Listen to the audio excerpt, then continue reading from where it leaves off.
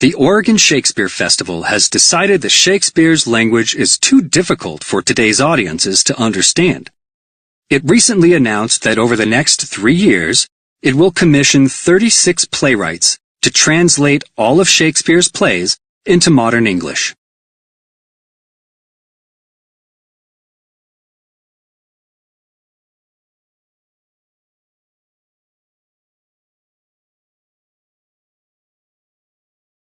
Many in the theater community have known that this day was coming, though it doesn't lessen the shock. The Oregon Shakespeare Festival has been one of the stars in the Shakespeare firmament since it was founded in 1935. While the festival's organizers insist that they also remain committed to staging Shakespeare's works in his own words, they have set a disturbing precedent.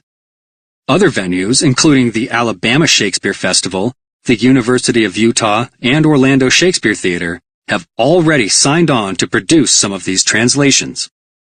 However well-intended, this experiment is likely to be a waste of money and talent, for it misdiagnoses the reason that Shakespeare's plays can be hard for playgoers to follow. The problem is not the often naughty language. It's that even the best directors and actors, British as well as American, too frequently offer up Shakespeare's plays without themselves having a firm enough grasp of what his words mean.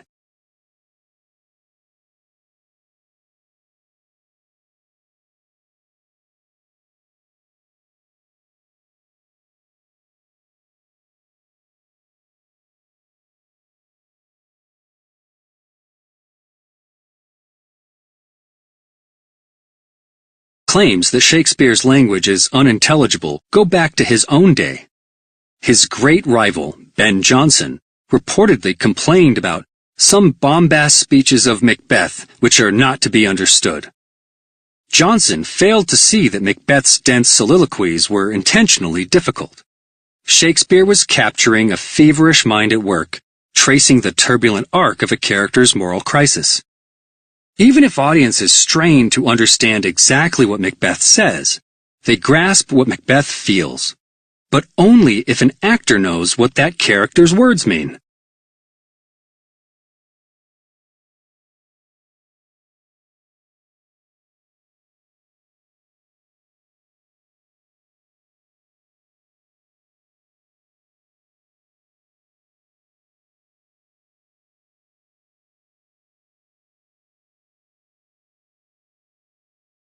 "2 years ago, I witnessed a different kind of theatrical experiment in which Shakespeare's Much Ado About Nothing, in the original language trimmed to 90 minutes, was performed before an audience largely unfamiliar with Shakespeare, inmates at Rikers Island.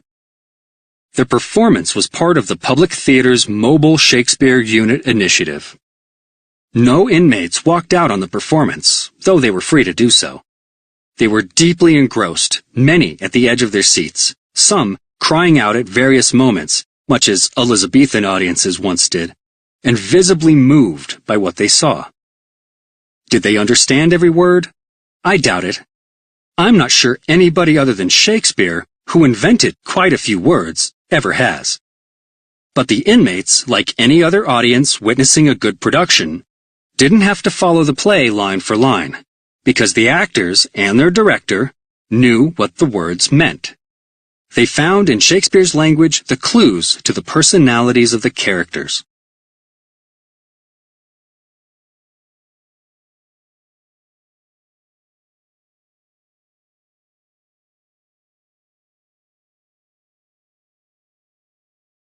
I've had a chance to look over a prototype translation of Timon of Athens that the Oregon Shakespeare Festival has been sharing at workshops and readings for the past 5 years. While the work of an accomplished playwright, it is a hodgepodge, neither Elizabethan nor contemporary, and makes for dismal reading.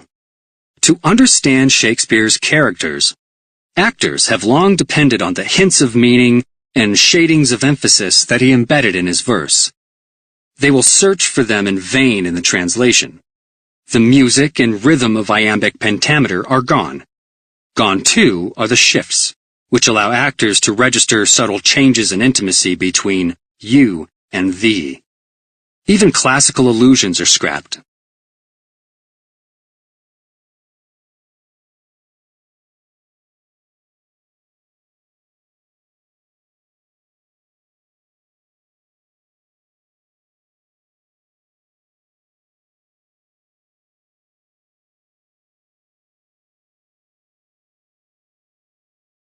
Shakespeare borrowed almost all his plots and wrote for a theater that required only a handful of props, no scenery, and no artificial lighting.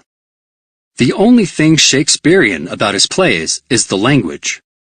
I'll never understand why, when you attend a Shakespeare production these days, you find listed in the program a fight director, a dramaturge, a choreographer, and lighting, set, and scenery designers, but rarely an expert steeped in Shakespeare's language and culture. A Technology Entrepreneurs Foundation is bankrolling the Oregon Shakespeare Festival's new venture. I'd prefer to see it spend its money hiring such experts and enabling those 36 promising American playwrights to devote themselves to writing the next Broadway hit like Hamilton, rather than waste their time stripping away what's Shakespearean about King Lear or Hamlet. The Oregon Shakespeare